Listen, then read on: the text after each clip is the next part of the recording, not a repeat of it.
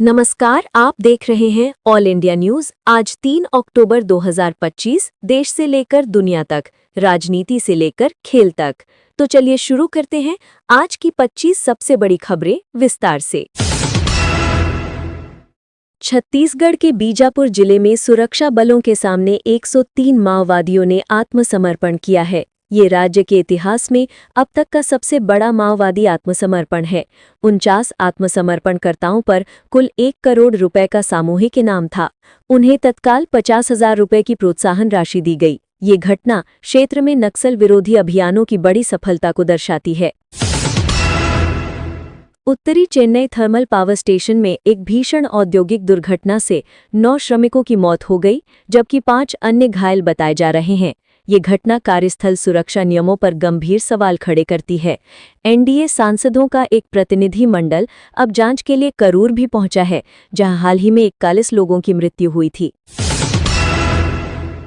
कांग्रेस नेता राहुल गांधी के लोकतंत्र पर हमले वाले बयान पर देश में सियासी तूफान खड़ा हो गया है। उन्होंने ये टिप्पणी कोलंबिया विश्वविद्यालय में एक संवाद कार्यक्रम के दौरान दी। भाजपा प्रवक्ता रविशंकर प्रसाद ने पलटवार करते हुए इसे विदेशी धरती से भारत का अपमान बताया है। भाजपा ने कहा कि वो हताशा में देश को बदनाम कर रहे हैं। All India Muslim personal law board AIMPLB ने 3 अक्टूबर 2025 को आहूत किए गए भारत बंद को वापस ले लिया है। ये बंद वक्फ संशोधन कानून के विरोध में बुलाया गया था। त्योहारों के मौसम और सार्वजनिक असुविधा को देखते हुए ये फैसला लिया गया है। इससे आंतरिक राजनीतिक तनाव में कुछ कमी आने की उम्मीद है। मध्य प्रदेश में 27% ओबीसी आरक्षण मामले पर सुप्रीम कोर्ट SC 8 अक्टूबर से अंतिम सुनवाई शुरू करेगा। राज्य सरकार ने SC में दलील दी है कि आरक्षण की 50% सीमा लचीली है और विशेष परिस्थितियों में इसे नज़रअंदाज किया जा सकता है। इस निर्णय का देश की आरक्षण नीतियों पर दूरगामी असर हो सकता है। त्योहारों से ठीक पहले केंद्रीय मंत्रिमंडल ने महंगाई भत्ते यानी DA में 3% की वृद्धि को मंजूरी दे दी है। अब DA दर 55% से बढ़कर 58% हो गई है। ये 1 जुलाई 2025 से प्रभावी है, जिससे 48 लाख कर्मचारियों और 68 लाख पेंशन भोगियों को लाभ होगा। अक्टूबर की सैलरी में 3 महीने का एरियर भी मिलेगा। भारत और यूरोपीय मुक्त व्यापार संगठन यानी EFTA के बीच TEPA समझौता आज यानी 1 अक्टूबर 2025 से प्रभावी हो गया है। इस ऐतिहासिक समझौते में EFTA देशों ने अगले 15 वर्षों में भारत में $100 अरब के निवेश की प्रतिबद्धता जताई है। इससे देश में 10 लाख प्रत्यक्ष रोजगार पैदा होने की उम्मीद है। केंद्र सरकार ने त्योहारी सीजन से पहले राज्यों को वित्तीय सहायता के रूप में 1,01,000 करोड़ रुपए की बड़ी राशि जारी कर दी है। ये राशि राज्यों को अपने विकास कार्यों, त्योहारों से संबंधित खर्चों और वित्तीय जरूरतों को पूरा करने में मदद करेगी। इससे विभिन्न राज्यों में परियोजनाओं की गति बनाए रखने में सहायता मिलेगी। मध्य प्रदेश सरकार ने एक बार फिर बाजार से 3,000 करोड़ रुपए का नया कर्ज लिया है। ये कर्ज 1 अक्टूबर 2025 को लिया गया है और इसे राज्य सरकार 23 साल की अवधि में चुकाएगी। ये कदम राज्य के बढ़ते ऋण भार की ओर संकेत करता है, जो विकास परियोजनाओं के वित्त पोषण के लिए आवश्यक है। भारत और चीन के बीच सीधी हवाई सेवाएं अक्टूबर 2025 के अंत तक फिर से शुरू होने जा रही हैं। विदेश मंत्रालय ने गुरुवार को ये घोषणा की। इंडिगो 26 अक्टूबर से कोलकाता ग्वांगझू मार्ग पर उड़ानें शुरू करेगा। ये निर्णय दोनों देशों के बीच के संबंधों के क्रमिक सामान्यकरण और लोगों से लोगों के संपर्क को बढ़ावा देने के लिए लिया गया है। केंद्रीय मंत्रिमंडल ने बच्चों की शिक्षा में बड़ा कदम उठाते हुए देश भर में 57 नए केंद्रीय विद्यालयों KV को खोलने की मंजूरी दे दी है। इस पर 5,862 करोड़ रुपए का परिव्यय आवंटित किया गया है। इस विस्तार से लगभग 87,000 अतिरिक्त छात्रों को सस्ती और उच्च गुणवत्ता वाली शिक्षा मिलेगी। साथ ही 4,600 नए शिक्षक पद भी भरे जाएंगे।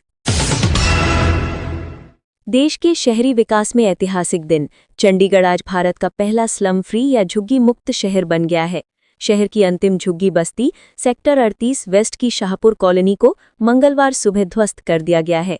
ध्वस्त की गई झुग्गियों के निवासियों को पुनर्वास योजना के तहत आवास प्रदान किया गया है। 1 अक्टूबर 2025 से आधार कार्ड अपडेट के लिए नए नियम लागू हो गए हैं और शुल्क भी बढ़ा दिया गया है। अब पता बदलने के लिए केवल बैंक स्टेटमेंट या यूटिलिटी बिल ही मान्य होंगे। 18 वर्ष से अधिक उम्र के नए आधार कार्ड पर अब पिता या पति का नाम कार्ड पर नहीं दिखेगा। ये जानकारी सिर्फ UIDAI के रिकॉर्ड में रहेगी। महाराष्ट्र सरकार ने राज्य में कैंसर नियंत्रण के लिए एक व्यापक मास्टर प्लान को मंजूरी दे दी है। ICMR के अनुसार 2025 तक राज्य में कैंसर के मामलों में 11% की वृद्धि की आशंका है। इस योजना के तहत 18 प्रमुख सरकारी अस्पतालों में कैंसर के उपचार की विशेष सेवाएं 3 स्तरों पर शुरू की जाएंगी। स्वच्छता अभियान 5.0 की शुरुआत हो चुकी है, जो 2 अक्टूबर से 31 अक्टूबर तक चलेगा। प्रशासनिक सुधार विभाग ने सरकारी कार्यालयों में लंबित मामलों को कम करने और स्वच्छता को संस्थागत रूप देने के लिए ये अभियान शुरू किया है। इस बार पर्यावरण मंत्रालय का मुख्य केंद्र बिंदु सरकारी कार्यालयों में उत्पन्न ई-कचरे का निपटान करना है। भारतीय मौसम विज्ञान विभाग यानी IMD ने अक्टूबर के शुरुआती हफ्ते में भारी बारिश का येलो अलर्ट जारी किया है। उत्तर प्रदेश, गुजरात, मध्य प्रदेश, बिहार, झारखंड और पश्चिम बंगाल सहित कई राज्यों में अगले 24 घंटों के दौरान भारी बारिश की चेतावनी है। कोलकाता में विजयदशमी के मौके पर भी भारी बारिश की आशंका जताई गई है। दशहरा और दुर्गा पूजा के कारण देश के कई राज्यों में लंबा अवकाश जारी है। तेलंगाना में आज 3 अक्टूबर को दशहरा अवकाश समाप्त हो रहा है, जबकि मध्य प्रदेश में भी स्कूल आज बंद रहेंगे। हालांकि पश्चिम बंगाल में बाढ़ जैसी स्थिति के कारण दुर्गा पूजा की छुट्टियां 6 अक्टूबर तक बढ़ा दी गई हैं। फुटबॉल सुपरस्टार लियोनेल मेसी ने 14 साल के लंबे अंतराल के बाद भारत लौटने की पुष्टि की है। मेसी नवंबर 2025 में केरल में अर्जेंटीना के एक फ्रेंडली मैच और दिसंबर में मुंबई में पैडल GOAT कप में भाग लेंगे। मुंबई इवेंट में शाहरुख खान और सचिन तेंदुलकर जैसे भारतीय सितारे भी शामिल हो सकते हैं।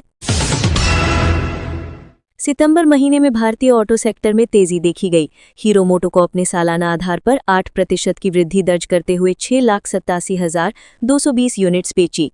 मारुति सुजुकी की कुल बिक्री 1,89,665 यूनिट्स रही, जिसमें निर्यात में 52% की जबरदस्त बढ़त हुई है। ये त्योहारी सीजन से पहले मजबूत उपभोक्ता मांग और निर्यात क्षमता को दर्शाता है।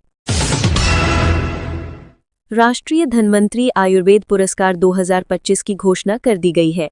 आयुष मंत्रालय ने प्रोफेसर बनवारी लाल बौर, वैद्य ET नीलकंठन मूस और वैद्य भावना पराशर को शैक्षिकी, पारंपरिक और आयुर्वेद के क्षेत्र में उनके उत्कृष्ट योगदान के लिए इस सम्मान से नवाजा है। दोस्तों, ये थी आज 3 अक्टूबर 2025 की 25 सबसे बड़ी और ताज़ा खबरें ऑल इंडिया न्यूज़ पर। अगर आपको ये जानकारी पसंद आई हो तो वीडियो को लाइक करें, चैनल को सब्सक्राइब करें और बेल आइकन दबाना ना भूलें, ताकि आपको हर दिन की ताज़ा खबरें सबसे पहले मिलें। फिर मिलेंगे कल की बड़ी खबरों के साथ। तब तक के लिए नमस्कार, खुश रहें और सुरक्षित रहें।